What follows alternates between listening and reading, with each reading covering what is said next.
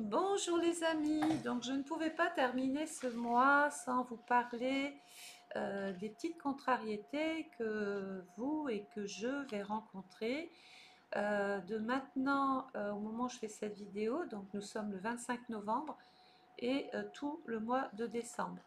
Pourquoi? Ben, nous avons des planètes qui vont toutes à leur manière se mettre en mode rétrograde. Donc on va voir ça ensemble. Nous allons avoir Mercure qui est rétrograde du 27 novembre jusqu'au 15 décembre. Alors, dans le Sagittaire, donc là, le Sagittaire représente bien souvent l'import-export, les livraisons, tous vos colis, tous les transports, tout ce qui livre en définitif. Donc vous risquez d'être pour certains déçus de ne pas recevoir en temps et en heure les cadeaux pour Noël.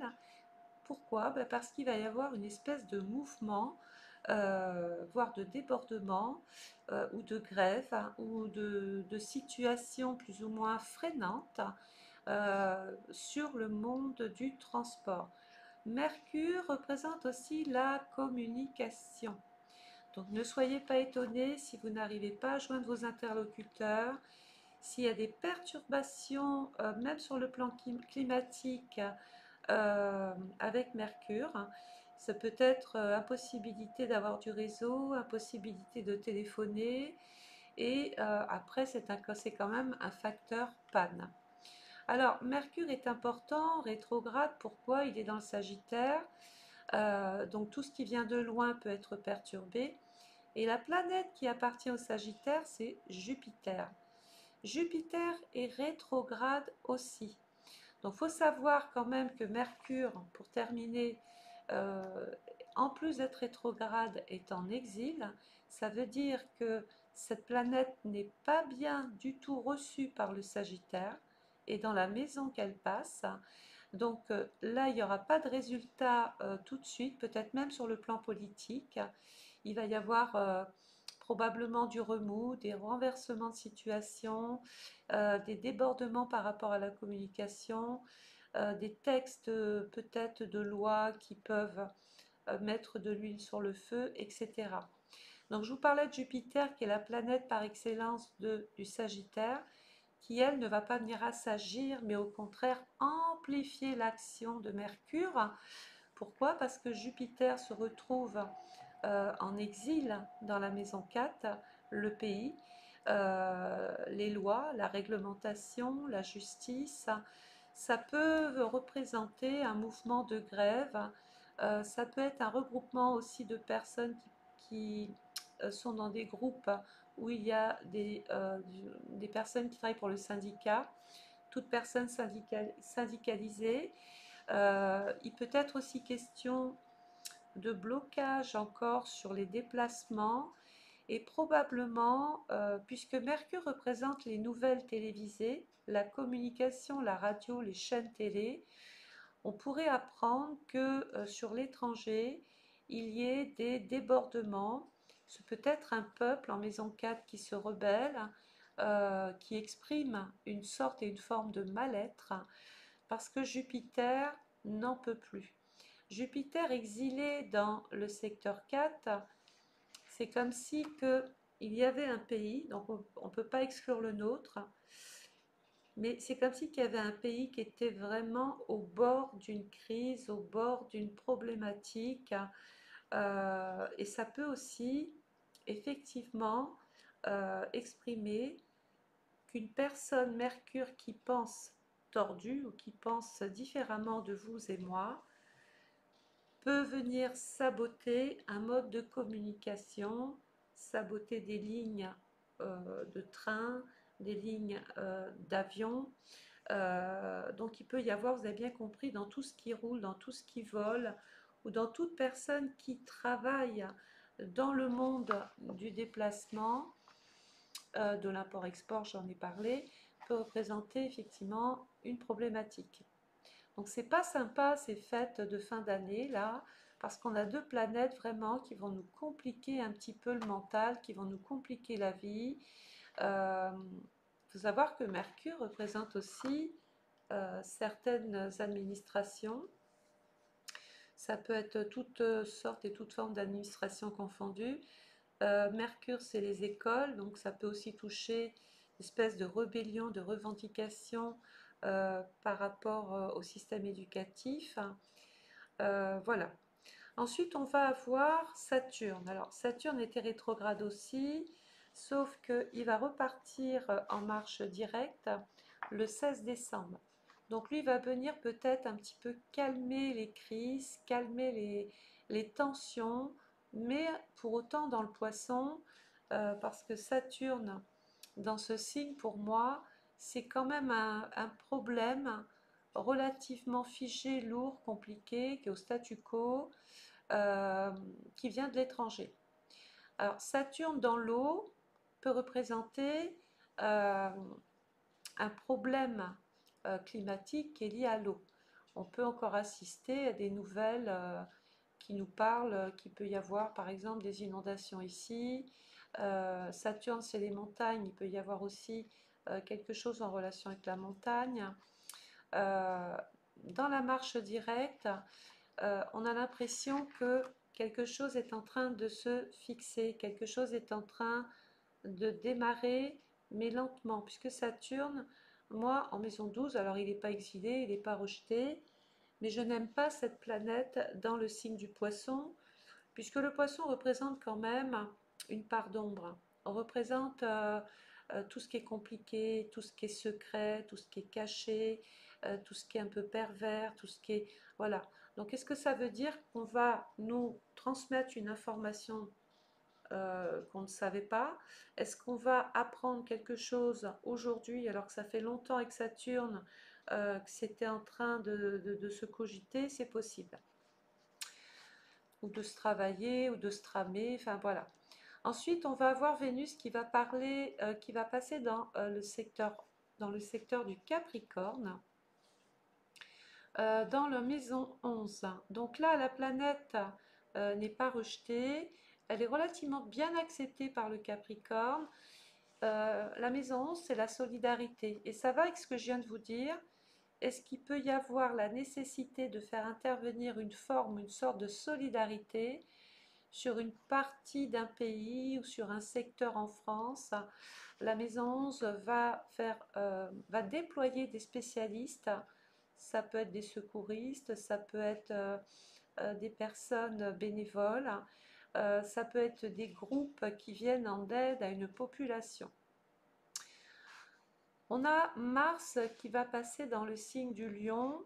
Alors Mars, il va être rétrograde aussi. Donc Mars rétrograde dans le signe du Lion en décembre, dans le secteur 6. Donc la maison 6, Mars dans la maison de la Vierge peut impliquer des actions précises, menées, orientées vers une sorte ou une forme de dysfonctionnement encore. Mars dans le signe de la Vierge peut représenter un problème de santé qui revient ou qui réapparaît. Mars, c'est l'intervention, bien souvent de l'armée, dans la Vierge pour venir régler une problématique probablement liée à Mercure et Jupiter dont je viens de vous parler. Mars nous dit qu'il faut absolument intervenir. Il y a un aspect d'urgence avec Mars. Il y a un aspect de... ça peut être aussi l'armée qui doit intervenir sur un dysfonctionnement. Donc l'armée, tout ce qui est assermenté, hein, ça peut être des CRS. Mais Mars indique aussi la bataille, des gens qui ne se laissent pas faire, des gens qui interviennent, des gens qui manifestent, des gens qui veulent se faire entendre à cause d'un dysfonctionnement dans le secteur 6. La maison 6 représente le travailleur, le peuple, le travailleur, les gens qui travaillent. Donc on a envie de penser qu'il peut y avoir un mouvement salarial qui se met en place là de novembre à décembre.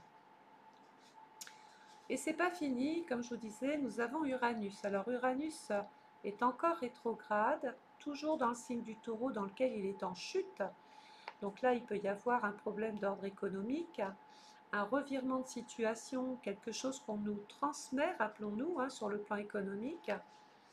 Le taureau, c'est qui, c'est quoi? Le taureau représente la terre.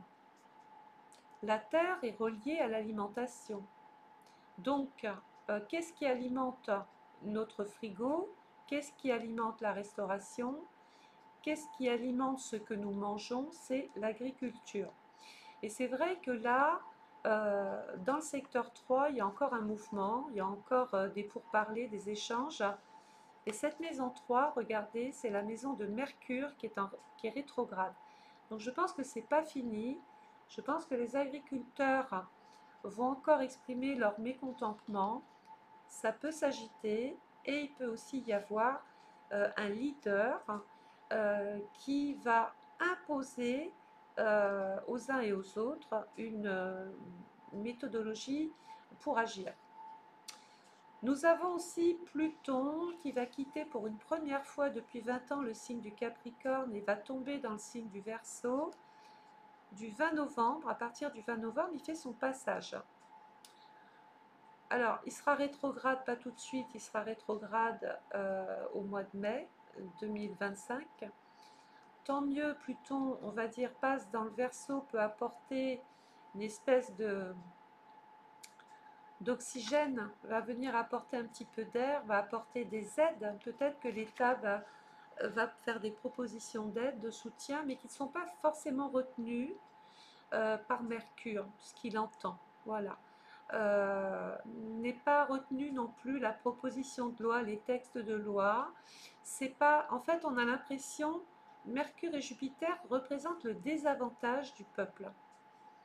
Ce qui peut exprimer à un moment donné euh, des actions, mais quelquefois des actions irréfléchies de la part d'un groupe ou de la part d'une personne, ce qui expliquerait pourquoi il doit y avoir à un moment donné l'intervention de policiers, de CRS ou de l'armée.